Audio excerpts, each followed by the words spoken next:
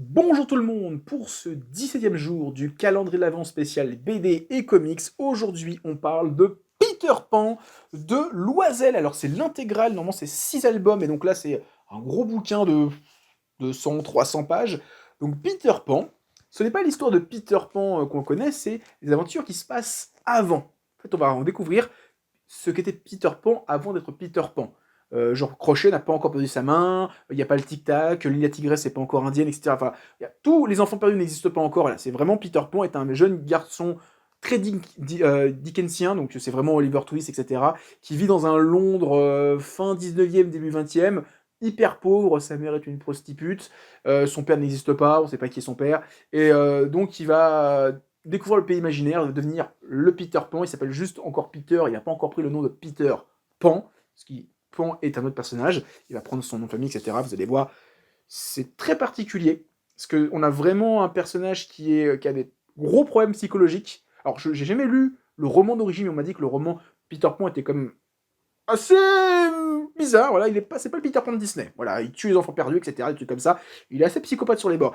Et ben là, tu découvres un peu l'origine du personnage, et pareil, je sais qu'il y a une grosse théorie qui est autour des fans, parce que quand j'ai lu l'album, je me suis dit, attends, l'auteur, il est pas en train de dire ça, parce que ça se passe en même temps que la période de Jack l'Éventreur. Sans trop en dire, la BD sous-entend que Jack l'Éventreur, c'est Peter Pan. Et je trouve ça bigrement, parce que c'est jamais dit explicitement. C'est vraiment, Peter est là, il y a un mec qui est là, et on dit que Jack l'Éventreur était là. Et on sait pas à la fin si c'était Jack, le mec en question, ou Peter qui a commis le crime. Mais moi, dans ma vision, je me dis c'est Peter. Tellement c'est un psychopathe, tellement par rapport à tout ce qui lui arrive, sur le comportement avec sa mère, la vue qu'il a des adultes, du sexe et des femmes. Moi, je le vois comme ça. Après, chacun est libre de son interprétation, mais en tout cas, Peter Pan, c'est trop trop bien, hein. Je connaissais pas du tout Loisel.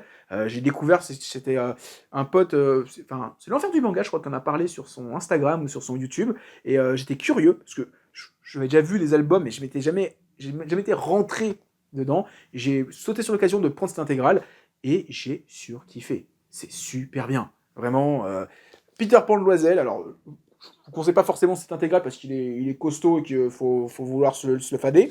Mais si vous avez l'occasion de lire le tome 1, alors les premiers albums sont un peu chum. Franchement, Peter au début, il est dégueulasse, hein. Il a des chicots sales, vraiment moches, il a les oreilles décollées de ouf. En même temps, c'est un Britannique.